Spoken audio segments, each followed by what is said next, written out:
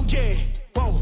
Look, they can never keep me down, I'm going. And if I ever fail, just know I'll go again. I never quit, cause I know that every loss may lead to another win. I'm going up. What is going on, everyone? Episode 32 of Locker Talk Live. I'm Wack, and joining me today, my main man, my counterpart in the podcasting world of VYPE, Scotty T. Scotty, I want to jump to you right now. How you doing, man? Wack, we're doing great today. Happy Tuesday to everybody out there. Ready to talk some Houston football. We talked a lot about the Metroplex yesterday. We talked a lot about the Hill Country, also San Antonio. There's a ton of good action here in the Houston area too, so we can't forget about Houston. That's where I'm located. You're located in the Hill Country area. And I'm ready to talk some football. Wack, how are you doing today, my man? Man, I am doing good. Crazy time getting the show going. We pretty much got it up and running in about 5 minutes, wouldn't you say? So getting a little comfortable here and everything. And it looks like we may be having some internet connection issues again. I am seeing my thing, so just be aware of that. I know we had some of those issues yesterday. Don't know what's going on in the Waslawczyk household. Apparently, internet is not our friend today. Scott, it looks like we are up and running, though. Might have that little choppy connection, just so anyone watching does see. But other than that, I'm doing good. Of course, repping the Cowboys. As you can see, you got to rep the boys, whether they win or lose. And, hey, they won this past week. So, but I know we're here to talk some Houston sports. Unfortunately, Matt and Josh could not join us today. But, hey, you're a Houston expert, aren't you, Scott? I can be. At least today, we cover as much as the state that we can. Josh and Matt really dive deep in the Houston area. Since that's where I'm at, that's where I tend to follow a little bit more closely. So, yeah, for today, I'm the Houston expert. Yes, you are. Well, let's jump into the Houston talk. And I know both of us have some, have some places to be. So let's get into this. And I want to start with Real quick, before you send your hate mail to me, you can still send your hate mail to Matt and Josh about the rankings and everything. I want to make that perfectly clear. Well, hey, we'll do what we can here. Let's talk about Atascocita and Denton Guyer. I know on Friday's show you said that if Atascocita won that game, that they would put everyone on notice. Of course, they came up a little bit short. Should they still be on notice, though? Should the rest of the state, especially the teams in their district, now that district is kicking off, should they be on notice when it comes to Atascocita? Absolutely. I really think that I think the entire state of Texas should be. And who should really be on notice is North Shore. Just saying, because North Shore already has a loss this season. North Shore has come out of Region 3 and 6A for the past 3 years. So Atascocita, though, they play in the same district. So North Shore is paying attention to Atascocita. As we talked a lot about, Atascocita goes on the road, puts it to Allen. First ever loss in Eagle Stadium for Allen. Then they go on the road again. If you go on the road to Dallas twice, look, it's not that close. It's a 4.5 hour bus ride. If you go once and win, it's awesome. If you go twice and win, you're probably one of the state championship favorites. Here's the thing, though. Even though they didn't win, they played it close, and that is, in my mind, is good enough to me. I called them, if they would have won, I would have called them the team of destiny. Not quite there to give them the team of destiny title yet, but they've proven that they can go on the road in those tough environments and win and compete. So Atascocita has not only put North Shore, but the entire state of Texas on notice. Yeah, I think everyone is going to be paying close attention to that game in October against North Shore. I think they're going to come out. They're going to have to come out hungry in that one, right? They're going to. Of course, they'll have the bad taste in their mouth from this loss, and it's going to have to kind of stay there for the next few weeks. And not to say that the next few weeks, won't be a challenge for Atascocita. But I think everyone right now will have that North Shore versus Atascocita game kind of circled on their calendars to check out come October. Another team I want to talk about, and even though they've lost, the last couple of games, is the Woodlands. I mean, we didn't know if they would come out, and you used the term playing towards the level of their competition the last few weeks, right? So if the team's a little bad, maybe they play down a little. If the team's really good, they play up a little. And these last 2 weeks against Bridgeland and then Katy, they've played really close games against these two teams. Arguably, they could have won both of those games had the ball bounced a couple of different ways. And I don't know what you think about this, Thomas, or not Thomas. I'm sorry, Scott. I did a podcast with Thomas for so long that sometimes the name comes out of my mouth. But I don't know what you think about this, Scott. But is this a good sign? Maybe not necessarily for this year, but for the next couple of years. I mean, Maytower's only a sophomore, so Woodlands gets him for another 2 years. Is this now? Of course, you always have to rebuild with the pieces around Maytower, but is this a good sign for the Woodlands heading for the next couple of years, where heck, maybe they get back to that state title that they got to? I forget when, but I know they were in the state title game in the early 2010s, I believe, if I'm not mistaken. Scott, what do you think on that? If you're in the Woodlands, you're in good shape. I really think so, because you went toe-to-toe with Bridgeland, who's one of the better teams and has one of the premier quarterbacks really in the entire country, Connor Wigman. And then you went toe-to-toe with Katy. Now, Katy is a little banged up. Also, Bobby Taylor is out for the season, the four-star cornerback who's committed to the Texas A&M Aggies. Can't blame him for missing the season. You know, we had some wrist surgery, according to Dennis Silva II. Did some great reporting there. So, but if you're Woodlands, you're competing with some of the best teams. Yes, you want to win those games, but if you're in them, and as you mentioned, the ball's really just got to fall your way a handful of times. You could be easily 4-0 with two really quality wins. Now, the Woodlands, I like it because they've had to play.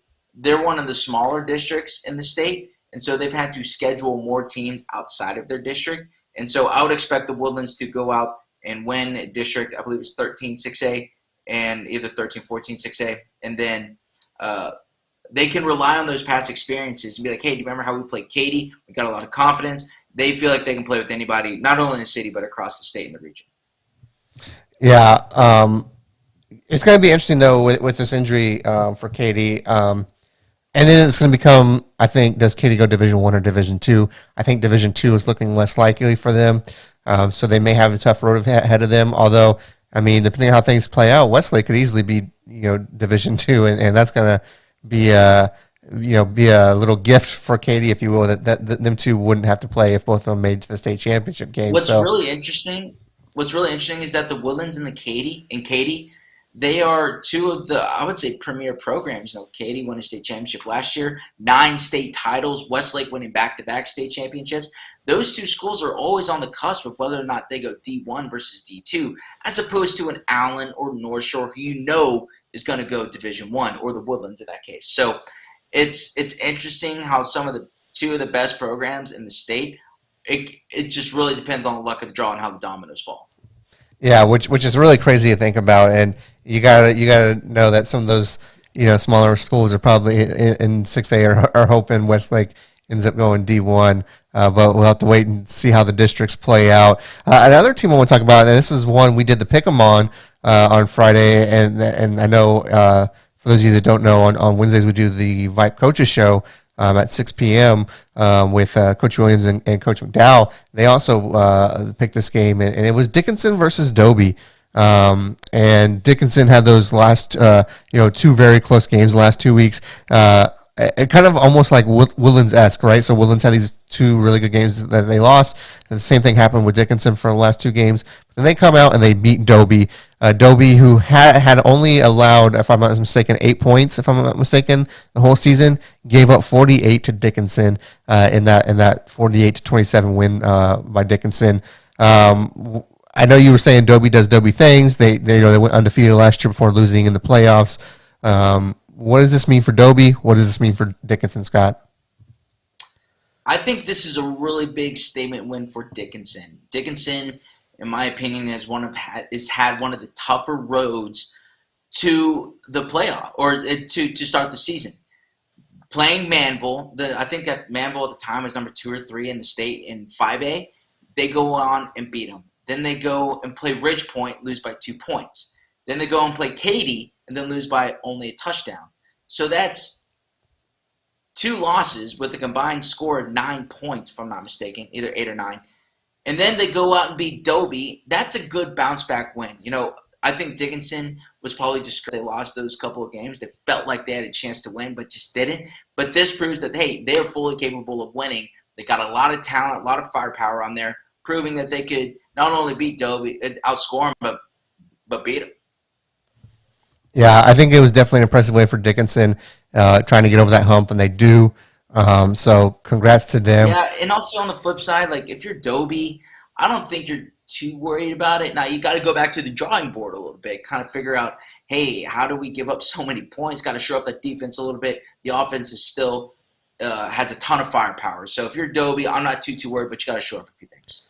Yeah, and you can't just be like, oh, wow, we gave up 48 after only giving up 8. That's going to happen, right? Not necessarily. I mean, obviously, maybe you hope you win that game, but you can't let yourself get down on giving up 48 points, right? Even though you only gave up 8 the previous 3 games. It's the nature of the beast. And if you look at Dickinson is not a bad team. Like we said, they had 2 close losses against 2 quality teams. So it's not like this Dickinson team wasn't a very good team, even though their record was 1-2. That was a deceiving 1-2 record, as we all know. So, I think both teams will be fine. I think for Dobie, it's just going to be getting to that point in the playoffs where they don't get bounced in the first round, right? I think that's their goal, is to make it a few rounds into the playoffs. So we'll see what happens there. Another team I want to talk about, Fort Bend Marshall. Is it Fort Bend Marshall versus Aledo in 5A at this point? I mean, are they heading for another collision course? I mean, they put a pounding on I forget even who they play. I think it was Houston Northside. Yeah. Just put a pounding on them. I think 49-0 at halftime, had a running clock. It ended up being 70-0 or something like that, I believe, as the final score. Are we heading for Fort Bend Marshall? As long as, obviously, things play out. Obviously, you never know.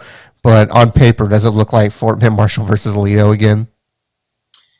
On paper, it sure does. I'm not calling it yet, though. I want to be clear. I'm not calling about it yet, but Fort Bend Marshall is doing Fort Bend Marshall things. Chris Marshall, the wide receiver, he's just balling out so far. Jacoby Banks, the quarterback, he's got that Texas A&M offer now. More of an athlete, but playing quarterback right now.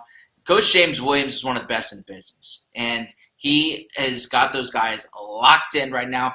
I think, Fort Bend Marshall, I think a lot of people were saying that last year because Marshall had met Aledo in the state championship game twice and lost 2 times.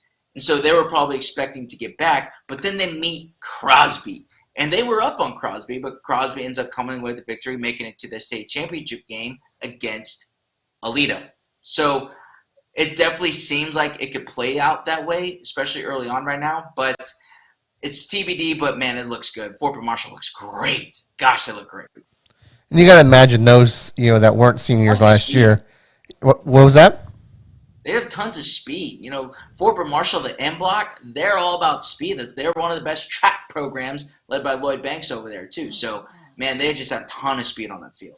Yeah, and I think that pays off and I think, obviously, that there's the whole debate of, multi-sport versus one-sport athletes. And I think when you look at a program like Fort Bend Marshall, who emphasizes, hey, let's do multi-sport, let's focus, hey, let's get you on the track team. I think it pays off, right? So you definitely think those kids that weren't seniors last year are probably coming out hungry, got that kind of bitter taste in their mouth after that loss to Crosby, who they were hoping they could get back to the state championship. So we'll see what happens there. I'm looking through all these other scores, Thomas. I'm just on the Thomas train today, Scott. I apologize about this. I apologize. I don't know what's going on with me today. I guess I didn't get enough sleep last night.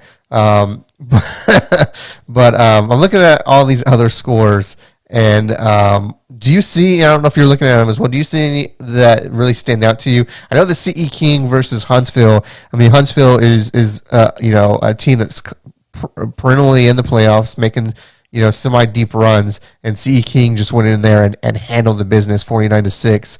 That one stood out to me a little bit. Willis beating A&M Consolidated. That's another one, 24-17. That's another one that really stood out to me. Any that you see, Scott, that you want to talk about? And I got your name right finally, So I want to I want to piggyback off Willis beating A&M Consolidated. Now, if I'm not mistaken, A&M Consolidated is a 5A school. Is that right, Josh? I believe so, but I'll double check while you talk. Well, A&M Consolidated is one of the premier 5A schools. I forget what division they're in, but they've made deep playoff runs before and probably are expected to do so again this year. Willis, they hired a new coach a couple years ago. He's really tried to change the culture of Willis. And games like this prove to me that these kids have bought into this new culture, to this new identity that Willis is trying to establish. I'm not sure if you saw, but the Willis quarterback, he got a Texas Tech offer not too long ago. So they have good athletes over there. Willis, a game like this proves that they're finally putting the pieces together. Huge win for Willis and Willis ISD up near Huntsville. So they're in the same district as the Woodlands. If you're the Woodlands, maybe you have to pay attention a little bit more. You don't just have College Park anymore. You got Willis to keep an eye out for. Yeah, and A&M Consolidated is 5A D2, or as we know, one of the main rivals of the Dillon Panthers from Friday Night Lights. That is true. That was one of the ones where when you watch that show, you see the A&M, and you're like, who or AM was like, who could this be? Arnett Meade, and it was A&M Consolidated's jerseys and stuff. So little throwback for you there. And then I think one more I'd like to talk about: Clear Falls and Cinco Ranch. I think you picked Cinco Ranch to win that game, and Clear Falls ended up coming out on top. Clear Falls looks like. Yeah. I believe you did. We can. I don't remember. I will have to check the tape. You could be right. I don't remember. Check the tape. But Clear Falls. Maybe you did play. I don't know. One of us. I think I picked Clear Falls. One of us picked. No, I don't know. I think maybe it was Josh on the Coach's show that he picked Cinco Ranch. I know he did. But Clear Falls coming out victorious. They seemed to kept that hot streak from last year, right? They made that kind of surprise, 4-round deep run into the playoffs last year, and they have kind of come out this year and kind of done more of the same, and they're hoping to do a repeat of that. Scott, do you think Clear Falls is going to make another deep run in the playoffs this year? I think they're capable of going a few rounds deep, absolutely. Big question is who do they run into? Who did they run into? Last year they ran into Katy. That was the problem. They ran into Katy. Katy did Katy things.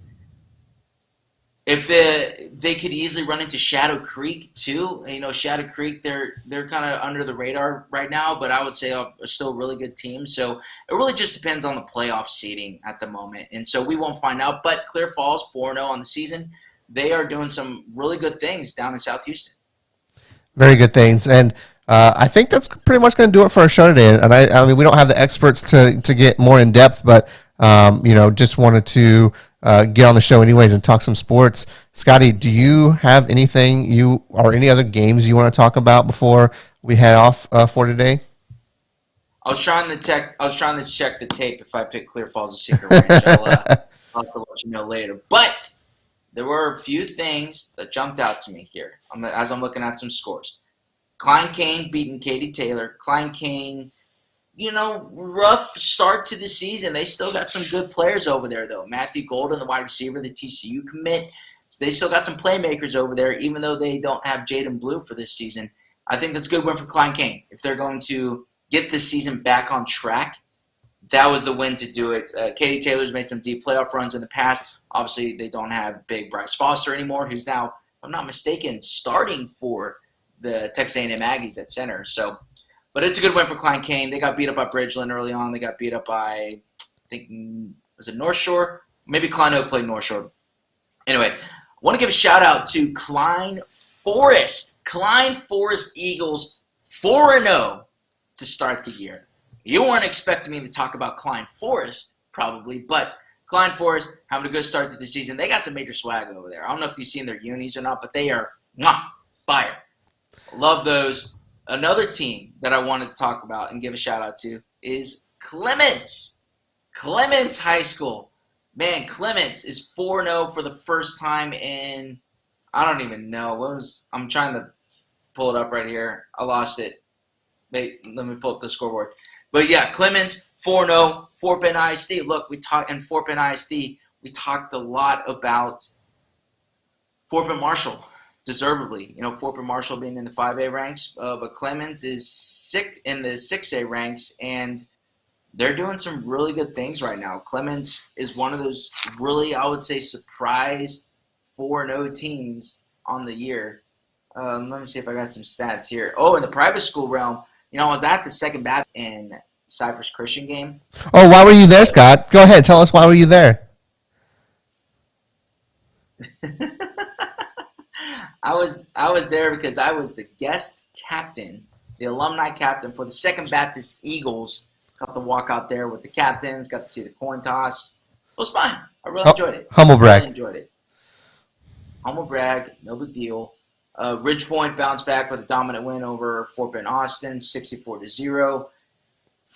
We haven't really talked about it, but Ridgepoint, they lost one of their starting left tackle, Calvin Henry. Calvin Henry is a big man. He's like 6'8", 300-plus pounds, like massive human being. Tore his MCL, unfortunately, in that win against Dickinson, I believe late in the fourth quarter. So that's a tough loss for Ridgepoint. Ridgepoint, then they go on the game after that and lose to C.E. King, who we talked about earlier, hence why C.E. King is 4-0 on the season. So that was a good bounce-back win for Ridgepoint. How they respond and fill that left tackle spot is going to be tough. Calvin Henry's committed to Louisiana Tech right now, so that's going to be interesting to keep an eye on for Ridgepoint as a team who was probably favored to make a deep run here in the playoffs. But, yeah, those were some of my biggest takeaways. I really just wanted to give a shout-out to Clemens, and I want to give a shout-out to Klein Forest, who Klein Forest snuck into the VYPE Top 20, which you can go check out on VYPE.com here, powered by Kelly Malatesta, First United Mortgage. There you go. Shout-out, plug. There you go. Definitely go check out those rankings and see where your team is ranked. Before we go, I created a new segment. I just came up with it right now, so no graphics. It's called What You Watching? So just let us know, Scott, what you've been watching, this last week or so.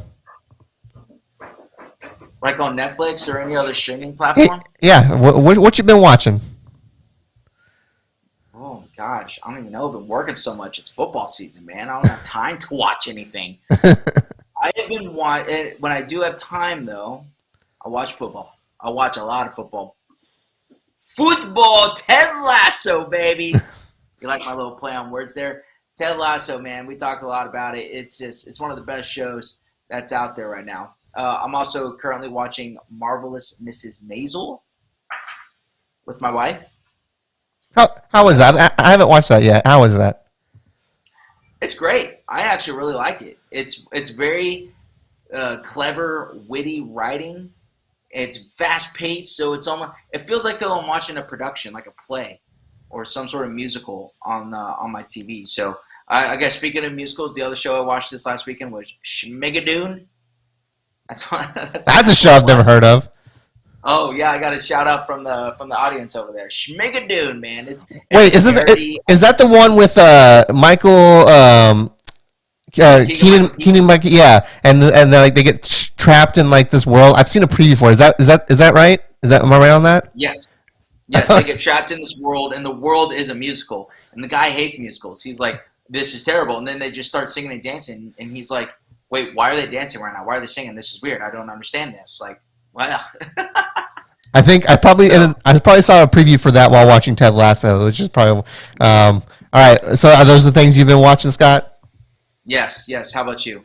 I'll name two. Only Murderers in the Building on Hulu, which you got basically it's a kind of a take on the true crime podcast, right? So you got three people. There's a murder in the building, and they kind of start a podcast and try and solve who what happened to this person that got killed because it's ruled a suicide, but they don't believe it. Definitely check it out. It's got the three main characters are Selena Gomez, Martin Short, and Steve Martin. Just a great cast right there, and a great ensemble after that. Definitely check it out. I think the 7 of the 10 episodes are currently out. And then just came back last night, 911. So if you're a fan of those type of shows, 911 came back last night. Lone Star I don't think is going to come back until 2022, but 911, the original, came back last night, and I'm excited. I watched it last night when I got home. So those are the two I've been watching. We got a shout out on the chat here. Here we go. On the chat. Mark AB says Sam Rayburn. Sam Rayburn's 4-0 for the second time in school history. Yeah, that is true. They are 4-0, and one of their plays last week was selected for play. Didn't make play of the week, but I think it was second place. Let me double. Yeah, it was. I think it was second place for play of the week, but basically a big man touchdown, which we love to see. So, Sam Rayburn definitely has impressed so far this season. Sam Rayburn, weren't expecting that down in Pasadena. Dennis Silva II was saying at the beginning of the year that there's some really good football that can be played down in Pasadena. Down in South Houston, maybe tends to be overlooked, especially when you got North Shore on the east side, Katy on the west side, the Woodlands, some other really good teams up north. So Sam Rayburn, 4-0, especially once they start district play. Let's see if they can keep it rolling. I love it. Congratulations to them. Oh, and one more, John Moyes. Don't sleep on Cy Park, Scott. Don't sleep on Scott. That is so true. Cy Park, Harold Perkins is all over the field. Had a really good highlight, I believe, Josh, in one of the VYPE plays of the week that you can go check out on our YouTube page and on VYPE.com. Harold Perkins, man, he does it all. He's one of those guys, if you're Cy Park, you just want the ball in his hands on offense. Doesn't matter what position, quarterback, receiver, O-line, I don't even know.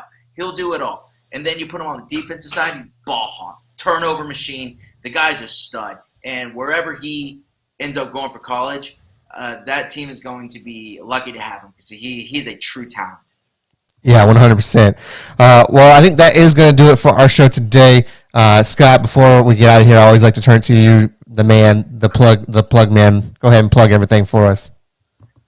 Man, we appreciate y'all tuning in here to the Houston edition for this recap show.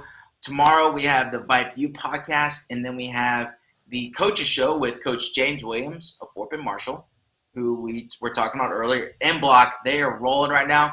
And then you got Foster Coach Sean McDowell. Those guys are so funny, electric, great football minds too. So be sure to tune into that tomorrow night. Thursday, we have our preview show. Friday, we have our pick'em show around 12 o'clock, give or take, here on the VYPE YouTube page. Click that subscribe button to stay up to date. We've got some highlights I'll be uploading later today. So keep an eye out for those. And then I don't even know. Go to our website, VYPE.com. Follow us on social media at VYPE Houston, at VYPE Texas on Facebook, and at VYPE Houston again on Instagram.